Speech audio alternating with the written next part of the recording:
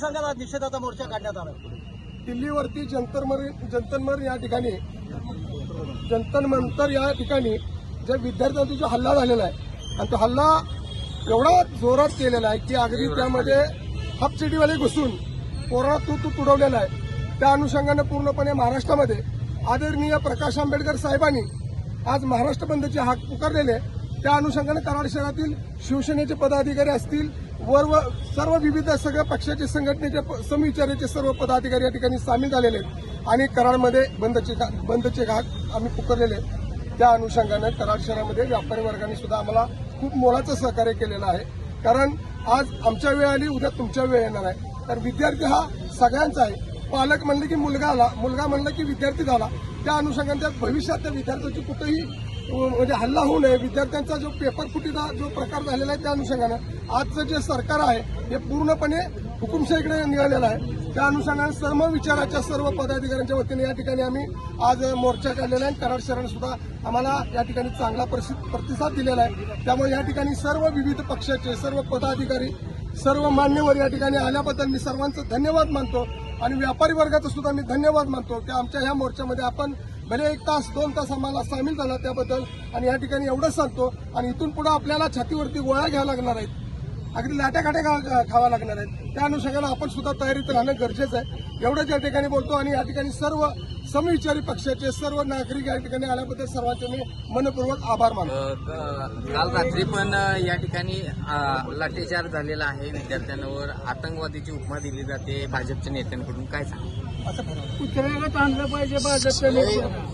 खरं तर या ठिकाणी हात कुणाचा आहे पण मेंदू कोणतरी सांगतोय।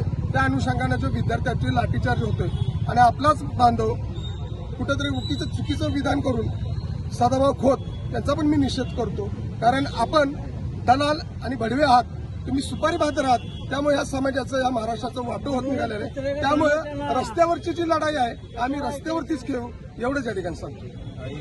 नीटची जी परीक्षा आहे ती खऱ्या अर्थानं वैद्यकीय क्षेत्राशी संबंधित एवढ्या पुरतं न बघता ही तमाम भारतीयांच्या आरोग्याशी संबंधित अशी परीक्षा होती आणि ही परीक्षा घेण्यामध्ये ह्या सरकारला जे आलं अपयश, त्या अपयशामध्ये जे विद्यार्थ्यांना नैराश्य आलं, 22 मुलांनी आत्महत्या केल्या, हजारो विद्यार्थ्यांचं भविष्य अंधकारमय झालं। पर्यायानं या क्षेत्राच्या माध्यमातून तुमच्या आमच्या आरोग्याशी खेळ होईल का काय अशी एक चिंता वाटणारी परिस्थिती निर्माण झालेली आहे। आणि म्हणून ह्या अपयशाची जबाबदारी घेऊन या देशाचे शिक्षण मंत्री धर्मेंद्र प्रधान यांनी राजीनामा दिला पाहिजे, एवढी माफक अपेक्षा होती। आणि या मागणीसाठी भारताच्या कानाकोपऱ्यामध्ये सजग पालक आणि विद्यार्थ्यांनी धर्मेंद्र प्रधान यांच्या राजीनाम्यासाठी सरकारकडे हट्ट धरला, पण या सरकारला कुठल्याही परिस्थितीमध्ये घाम फुटायला तयार नाही। सरकार कसं नसावं त्याचं उत्तम उदाहरण म्हणजे मोदी सरकार हे 2026 मध्ये ज्या पद्धतीने वागलेलं आहे।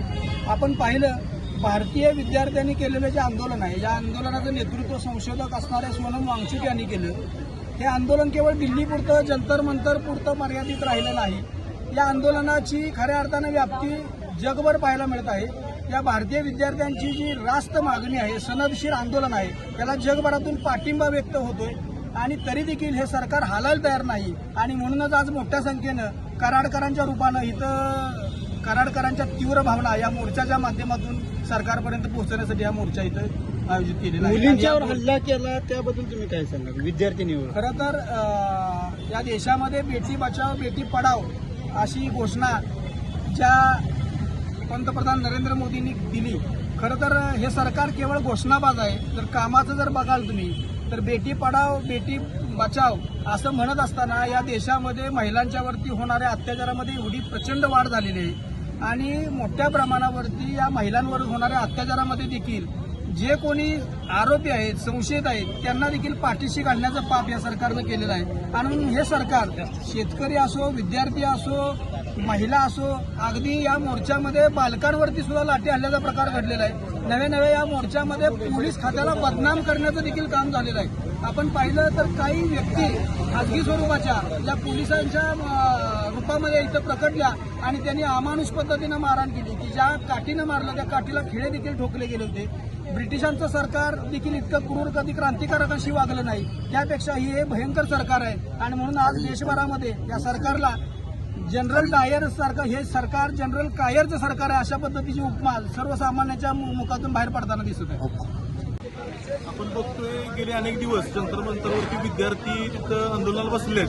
विद्यार्थ्यांची मागणी अगदी सोपी आहे की हे जे सरकार आहे पेपर फुटीचे काम करणारे जे शिक्षण मंत्री आहेत त्यांनी त्याची जबाबदारी स्वीकारून राजीनामा दिला पाहिजे. परंतु सरकारला वाटतंय राजीनामा दिला म्हणजे आमचं कमीपण आहे, परंतु कुठेतरी झुकलं पण पाहिजे. तुम्ही राजीनामा द्या, भाजपमध्येच असणाऱ्या एका दुसऱ्या चांगल्या माणसाला मंत्री करावं अशी आमची एक मागणी आहे. आणि लवकरात लवकर राजीनामा द्यावा. नंतर हे लोन अगदी कराडपासून मंत्रालयापर्यंत जायला वेळ लागणार नाही. आणि ह्या भ्रष्ट सरकारनं लवकरात लवकर त्या दरम्यान प्रधानवरती कारवाई करावी अशी या मोर्चाच्या वतीनं या सर्वसामान्य कार्यकर्त्यांच्या वतीनं आम्ही इथं मागणी करत आहोत. धन्यवाद.